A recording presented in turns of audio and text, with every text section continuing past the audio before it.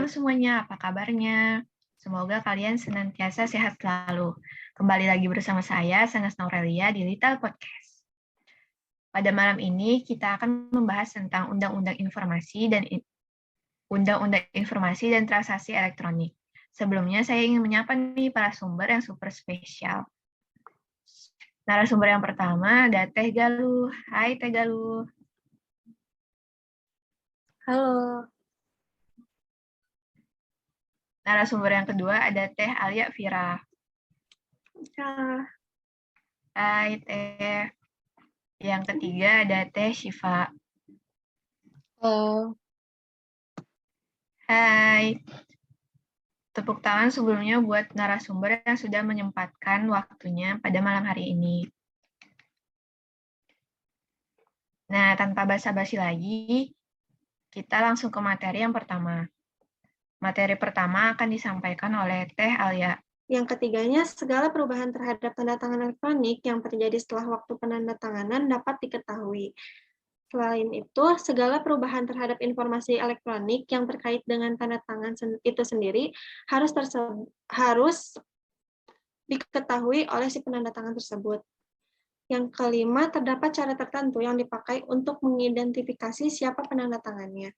Dan yang terakhir, terdapat cara tertentu untuk menunjukkan bahwa penandatangan telah memberikan persetujuan terhadap informasi elektronik yang terkait. Wah, materi pertama sudah selesai dibahas oleh Teh Alia Vira. Tenang aja nih guys, buat para audiens akan ada sesi tanya-jawab di akhir pembahasan. Materi selanjutnya, yang kedua akan dijelaskan oleh Teh Syifa.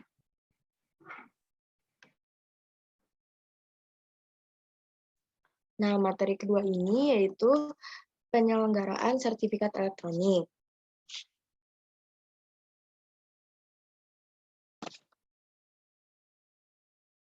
Yang pertama, ada pengertian sertifikat elektronik. Sertifikat elektronik adalah sertifikat yang bersifat elektronik yang memuat tanda tangan elektronik dan identitas yang menunjukkan status subjek hukum para pihak dalam transaksi elektronik yang dikeluarkan oleh penyelenggara sertifikasi elektronik. Pengertian penyelenggara sertifikasi elektronik menurut UU ITE Bab 1 Pasal 1 Nomor 10, penyelenggara sertifikasi elektronik adalah badan hukum yang berfungsi sebagai pihak yang layak dipercaya yang memberikan dan mengaudit sertifikat elektronik. Selanjutnya, kewajiban penyelenggara sertifikasi.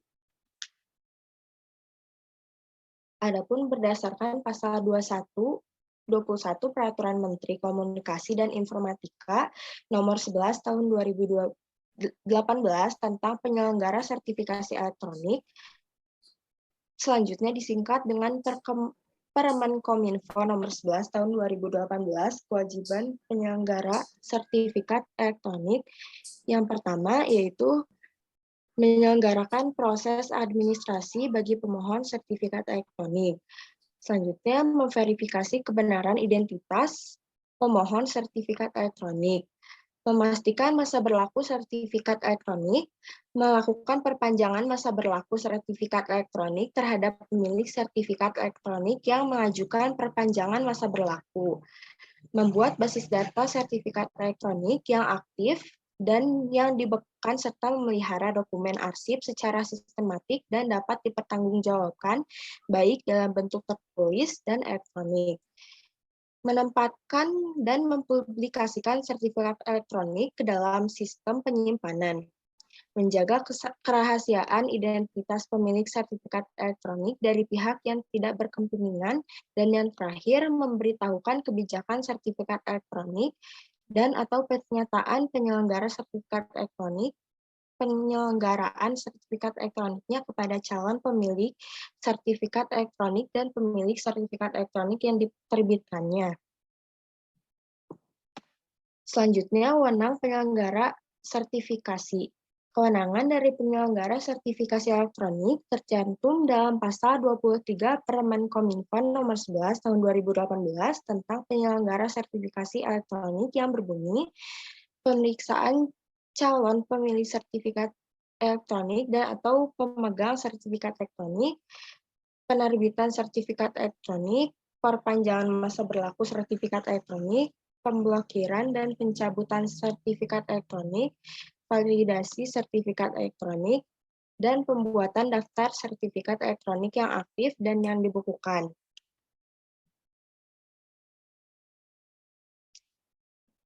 Selanjutnya, pada UU ITE bab 1 pasal 1 nomor 11, lembaga sertifikasi keandalan adalah lembaga independen yang dibentuk oleh profesional yang diakui, disahkan, dan diawasi oleh pemerintah dengan kewenangan Nah, materi ketiga akan disampaikan oleh Teh Galuh. Kepada Teh Galuh dipersilahkan. PSRE Indonesia, Undang-Undang Informasi dan Transaksi Elektronik. Pengakuan atas tanda tangan elektronik atau TTE. Tanda tangan elektronik memiliki kekuatan hukum dan akibat hukum yang sah selama memenuhi persyaratan sebagai berikut. Yang pertama ada identitas. Data pembuatan TTE terkait hanya kepada penanda tangan. Dan data pembuatan TTE pada saat proses penandatanganan elektronik hanya berada dalam kuasa penanda tangan. Yang kedua ada integritas.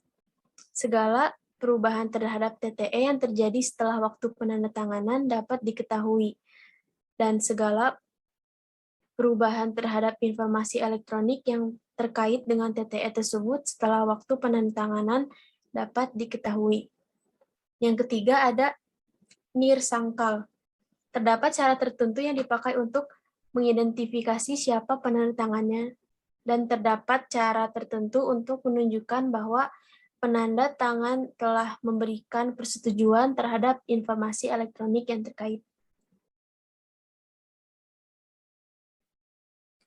Fungsi tanda tangan elektronik antara lain, yang pertama, TTE menggantikan fungsi tanda tangan basah pada dokumen elektronik, karena tanda tangan basah tidak dapat memberikan kekuatan hukum pada dokumen elektronik.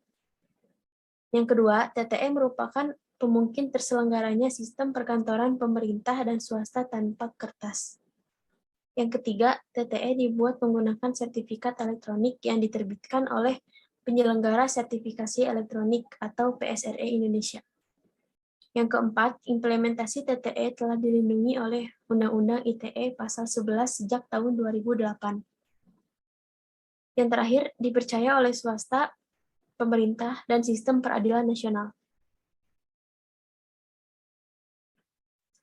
PSRE Induk atau penyelenggara sertifikat elektronik induk adalah penyelenggara sertifikat elektronik atau Certification Authority yang menjadi induk bagi PSRE Indonesia. PSRE Induk dibentuk dan dijalankan sesuai dengan Peraturan Pemerintah Nomor 71 Tahun 2019 yang menganut sistem satu induk dan diselenggarakan oleh Kementerian Komunikasi dan Informatika. Penyelenggara sertifikasi elektronik atau PSRE adalah badan hukum yang berfungsi sebagai pihak yang layak dipercaya, yang memberikan dan mengaudit sertifikat elektronik. Sertifikat elektronik adalah tanda tangan elektronik dan identitas yang menunjukkan status subjek hukum para pihak dalam transaksi elektronik yang dikeluarkan oleh penyelenggara sertifikasi elektronik.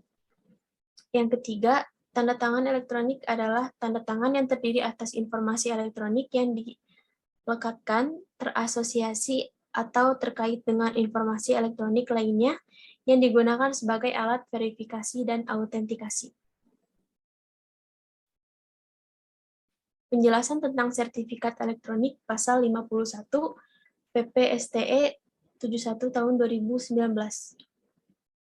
Yang pertama, penyelenggara sistem elektronik wajib memiliki sertifikat elektronik.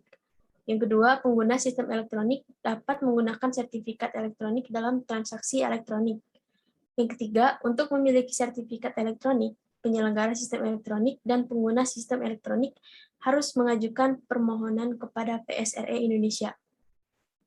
Yang keempat, dalam hal diperlukan kementerian atau lembaga yang dapat mewajibkan pengguna sistem elektronik menggunakan sertifikat elektronik dalam transaksi elektronik.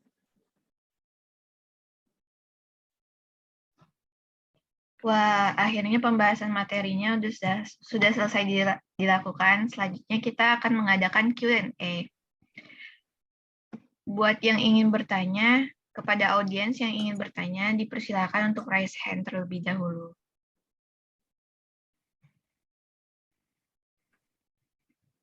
Ya, untuk audiens Naura, silakan on mic.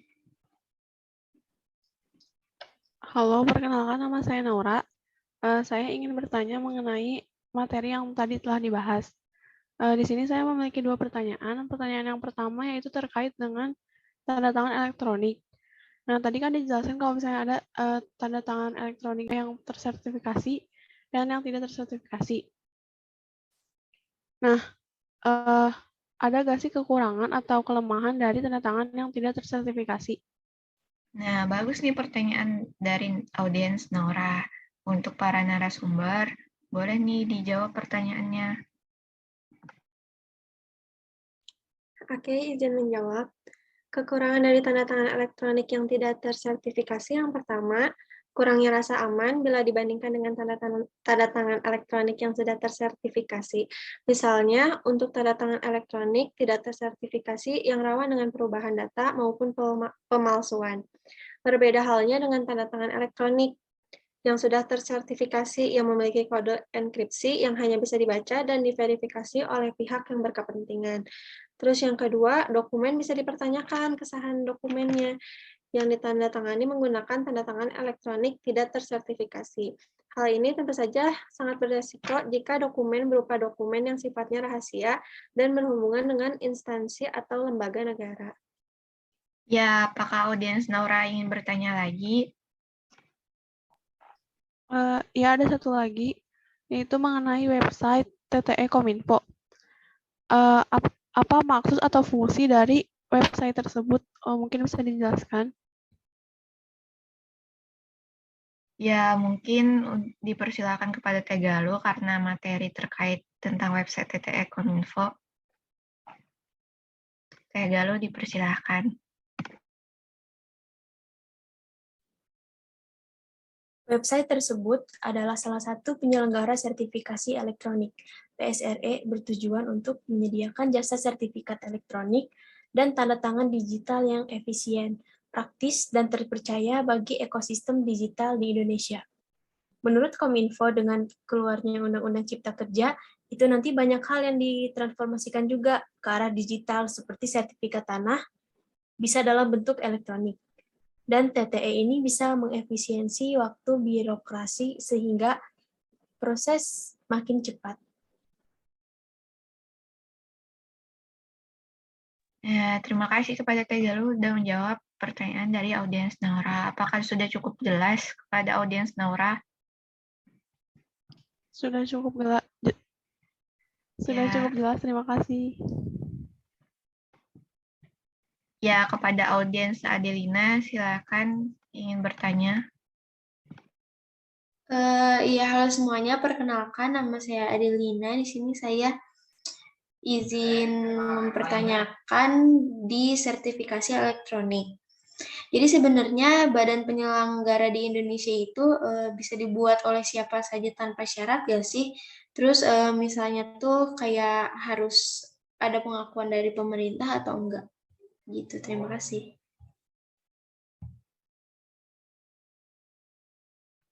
Nah, bagus nih pertanyaannya. Untuk para narasumber, boleh nih dijawab pertanyaan dari audiens Adelina.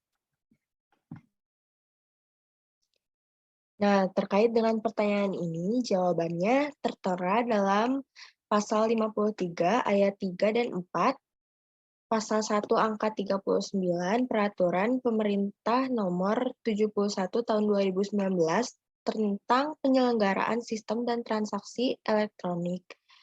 Penyelenggara sertifikasi elektronik Indonesia wajib mendapatkan pengakuan dari Menteri Komunikasi dan Informatika dengan berinduk kepada penyelenggara sertifikasi elektronik induk yang diselenggarakan oleh Menteri dan juga harus mendapatkan penilaian dari lembaga sertifikasi penyelenggara sertifikasi elektronik terakreditasi.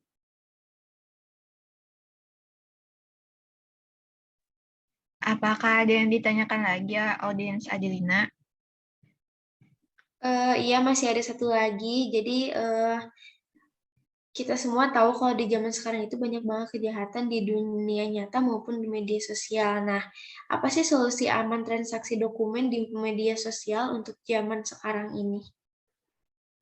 Ya, mungkin pertanyaan terakhir dari Adelina bisa dijawab dengan oleh narasumber.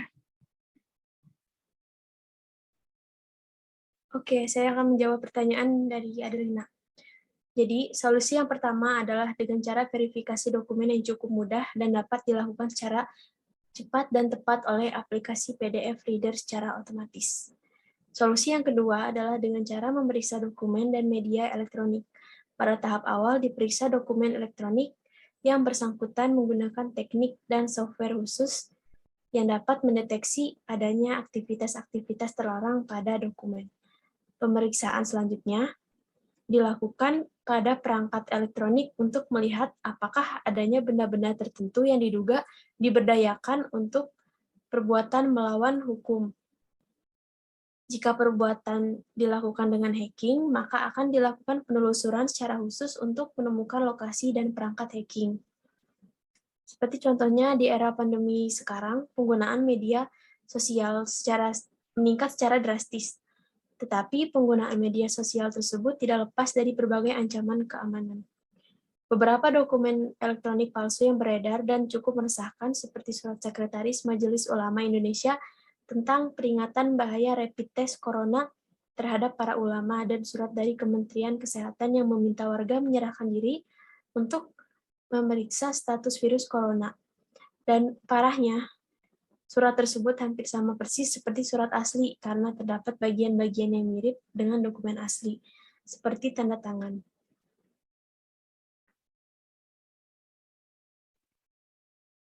Apakah sudah jelas audiens Adelina? Sudah sangat jelas. Terima kasih semuanya. Sama-sama. Nah, dengan berakhirnya sesi Q&A, berakhir juga podcast pada malam ini. Terima kasih kepada para narasumber yang sudah berbagi ilmu pada malam hari ini, dan terima kasih kepada audiens yang sudah menyempatkan waktunya menghadiri podcast pada malam ini. Saya sebagai moderator pamit undur diri. Mohon maaf jika ada kesalahan yang diperbuat. Terima kasih semuanya. Selamat malam.